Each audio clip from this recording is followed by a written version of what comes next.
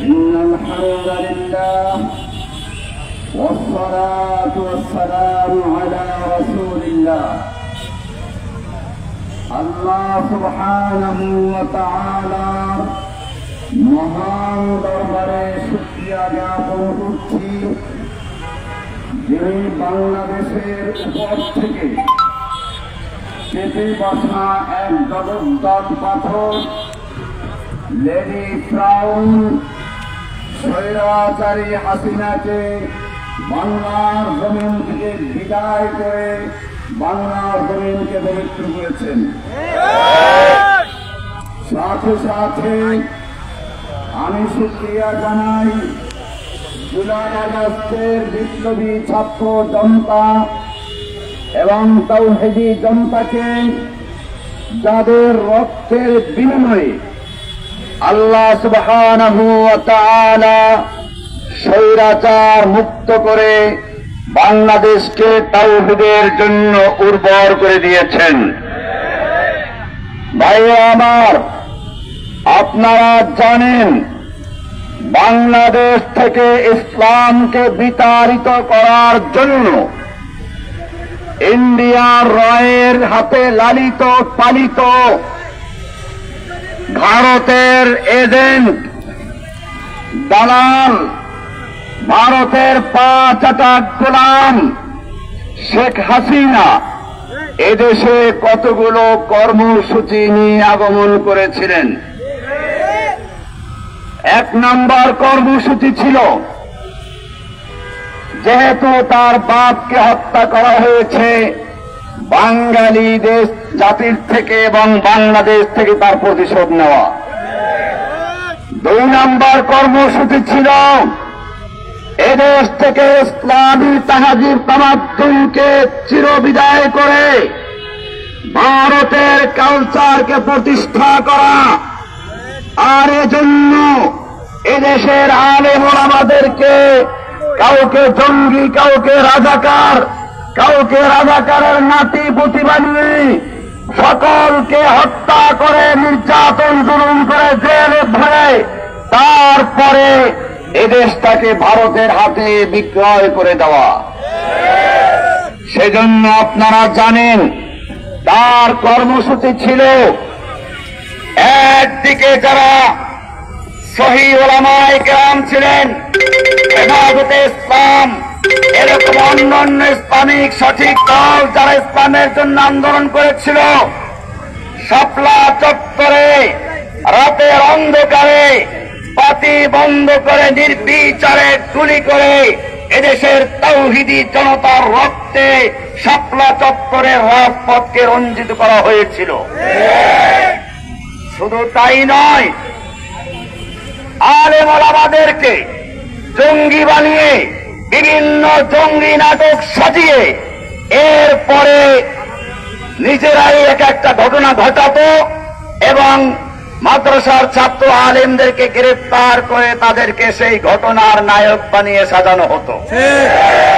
আপনারা জানেন এই বাংলাদেশের তাহাজিব তামাদ্দুনকে ধ্বংস করার জন্য একদল নাস্তিক, চরম ইসলাম বিদ্বেষী গণজাগরণ মঞ্চের নামে শাহবাগে একদল নাস্তিকদেরকে তৈরি করেছিল, যাদের মূল কাজ ছিল আল্লাহকে নিয়ে, রাসূলকে নিয়ে, ইসলামকে নিয়ে কটূক্তি করা, এদেশের তাওহীদি জনতার বিরুদ্ধে বিষোদ্গার করা, এমনকি আল্লাহর রাসূল শবে কদর, লাইলাতুল কদর এইসব শব্দ নিয়ে পর্যন্ত মজাক করে করে এদেশের যুব সমাজ থেকে ইসলামের ভালোবাসাকে ধ্বংস করার চক্রান্ত করা হয়েছে। সে সময় একদল তরুণ যুবকেরা ওদের জবাব দেওয়ার জন্য কলমের যুদ্ধ করেছিল, কথার যুদ্ধ শুরু করেছিল। এর মধ্যে একদল ছিল ফারাবি বলেন, এই ফারাবির ছেলেটা বর্তমানে প্রায় অন্ধ হয়ে গেছে, সে আলো দেখতে পারে না। আমি তাকে মজাক করে ভর্তি করে বলতাম নকটান, নিশাচর। এই ছেলেটা নিজের মাকে বাপকে হারিয়েছে, এরপরে তার সৎ মা তাকে কোন রকম খরচপাতি চালায়, অসহায় অবস্থায় আছে, কোনো অপরাধ নেই, তারপরে তাকে যাবজ্জীবন সাজা দিয়ে তাকে জেলখানা অন্ধকারে নিবদ্ধ করা হয়েছে। 21শে আগস্ট গ্রেনেড হামলার নামে শেখ হাসিনা এক নাটক করেছিল। আপনারা জানেন, যদি তাকে হত্যা করার জন্য হামলা হতো, তাহলে হামলা কেন তার বক্তব্য শেষ হওয়ার পরে করা হবে? শুধু তাই না, এতগুলো বোম ফুটলো, গ্রেনেড ফুটলো, এত লোক মারা গেল, কিন্তু শেখ হাসিনার কিছুই হলো না। বারবার হামলা হয়, শেখ হাসিনা মরে না। আমাদের প্রশ্ন, যারা হামলা করে তারা নিশ্চয়ই জানে শেখ হাসিনাকে হত্যা না করে, নাটক করে এই মামলা সাজিয়ে এদেশের তাওহীদি জনতাকে গ্রেফতার করার জন্য চক্রান্ত করা হয়েছে। আজকে সেই মামলায় গ্রেফতার হয়ে শেখ ফরিদ, এরপরে মাওলানা ইয়াহিয়া, শফিকুল ইসলাম সহ আরো অনেক আলেম, এদের মধ্যে মুফতি আব্দুল হাই সাহেব জেলখানায় মারা গেছেন, মুফতি ইয়াহিয়া সাহেব মারা গেছেন। আমি তার মৃত্যুর দিন চাক্ষুষ দেখেছি। তাকে সরকারি হাসপাতালে পাঠালাম, জেলখানার ভিতরে হাসপাতাল, তাকে ভর্তি করানো হয় না, পাঠিয়ে দিল। বেচারা রাস্তায় একবার বসে, একবার উঠে, একবার বসে, একবার উঠে, এরকম করতে করতে অনেকক্ষণ সময় লাগিয়ে রুমে আসলো। এসে আবার অসুস্থ হয়ে পড়ল। আমরা বললাম যে আপনি আবার হাসপাতালে যান। তিনি বললেন, আমাকে আর হাসপাতালে পাঠিও না, আমি তোমাদের কোলে বসে মরতে এসেছি।